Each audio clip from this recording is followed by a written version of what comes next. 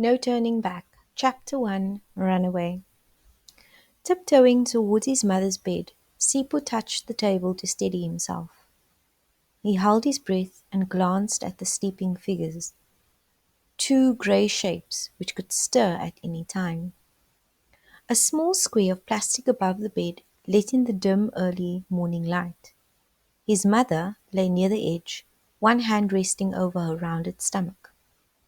His stepfather was snoring heavily, a giant of a man stretched across the bed. Each snore shook the stillness of the tiny room, but it was a sigh from his mother that almost made him drop a bag and leave empty-handed. Then his fingers touched the coins. Grasping them, he turned and silently fled, past the chipped wooden table, the paraffin stove, and the pot of cold porridge from the night before, past his mattress on the floor with a crumpled blanket, past the orange crate cupboard, and out of the door. He eased it shut, praying that the snoring would cover the sound of creaking hinges, and then he ran. Keeping his head down, he weaved his way through the patchwork of shacks in the smoky half-light, hoping against hope that no one would call his name.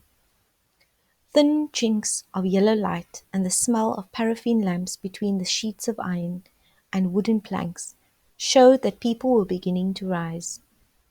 Ma and him would have been getting up by now, if they had work to go to. Sipu's heart was thumping against his chest. It had been screwed up for the last few days, like the rest of his insides, as tight as a fist. But now it was going wild, like the tail of a puppy just let out of a cage. He would have to get it under control before he got to the taxi rank. Coming out from the shacks, he sprinted past the shop, boarded up overnight. He could be seen more easily here. The quickest way would be to cut across by the men's hostel, but that was dangerous. Bullets whistling between the great grim building and the houses nearby had brought death to many people. No one knew when the fighting would start again, and Ma had forbidden him to go near the place. "That bullet won't stop to ask who you are," Ma had said. But why should he listen to what Ma had said anymore? Still, it was safer to go the long way round, past his school. Squares of misty light from houses on each side lit the way, and high above him electric strips shone dully through the smoke. There were other people on the road already, most walking in the same direction. Sipu slowed down to a half-jog, half-walk. He might draw too much attention to himself if he ran. Passing the criss-cross wire fencing around the school, he shifted to the other side of the road. Even though the gate was locked, he could imagine the head teacher suddenly appearing from the low red brick building and wanting to know where he was going. The taxi rank was already humming, with the early morning crowd milling alongside a line of minibuses. Pavement sellers had set up their stalls. Some people in the queues carried bags and boxes, perhaps of things to sell in town themselves. With so many taxis, he had to make sure he got on the right one. Glancing briefly at a row of faces, he noticed a woman looking at him. She had a baby on her back and seemed about Ma's age. No, he wouldn't ask her. Instead, he moved away and asked a young man which was the right queue for Hillbrow. "Take anyone for the Joburg city centre. It's that side." The man pointed to where the crowd was thicker. Slipping behind a line of people, Sipo was pleased he had managed to ask the question so smoothly. If only everyone would move along quickly, so he could get inside the taxi. He kept his eyes trained in the direction of the school. What if Ma had woken up? She wouldn't feel up to coming after him, but she would wake his stepfather. If Ma sent him out looking for Sipo, he would be raging mad, even without a drink. Sipo could imagine him storming through the crowd, shouting his name, demanding if anyone had seen a small boy aged 12, a boy with big ears, the kind you can get hold of. Sipu shivered, pulled his wooden cap down lower and clasped his arms around him. It was cold. He should have put on 2 jumpers, but he hadn't really been thinking clearly for the last few days, ever since the last beating. He didn't know whether to forgive Ma or not. If she didn't want him nearly killed, why did she complain so much about him to his stepfather? She knew his terrible temper.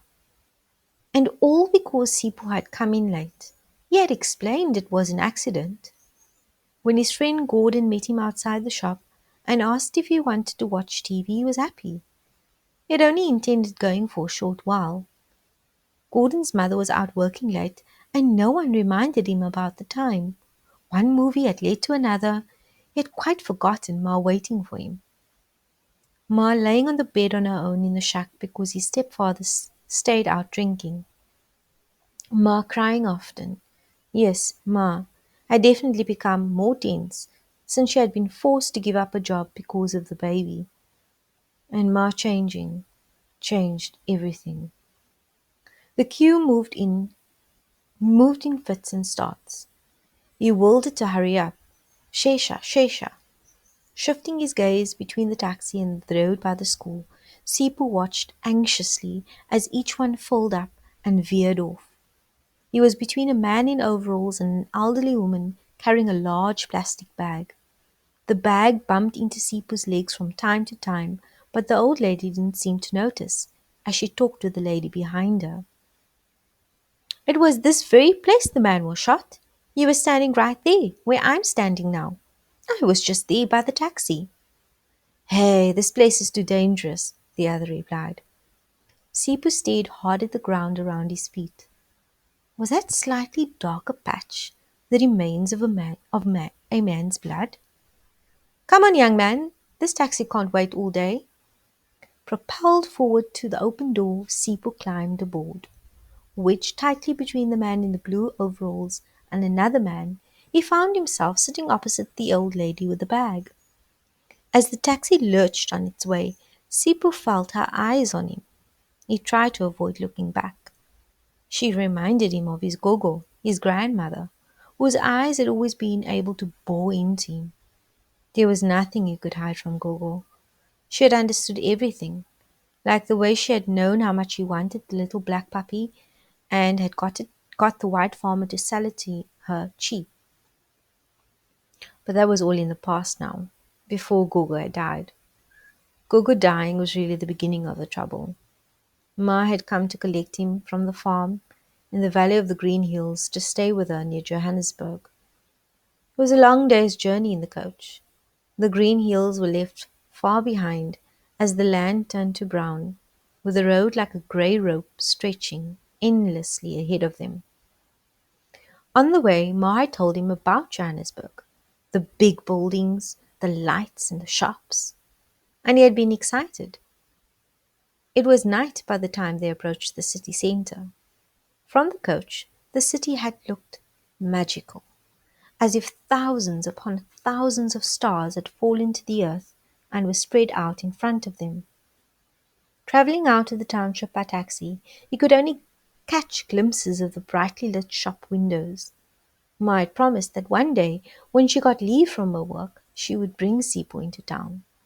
What's that, Ma? He had asked, pointing to a cluster of lights glittering high above all the rest. They lit up what seemed to be a giant drum with enormous round saucer eyes looking out at the black sky. That one is the Hillbrow Tower, Ma had said. Gazing up before it passed from view, he felt a little awed by its strangeness. But when they had left the lights behind and arrived at the township outside the city, everything was very different. Even that would have been all right. But why hadn't Ma told him anything about his stepfather until they were stumbling in the dark, hand in hand, through the shacks? The gigantic figure, whose head almost touched the roof, had come as a total shock. So this is the one you've been crying about, was all he had said, hardly even glancing at Sipo.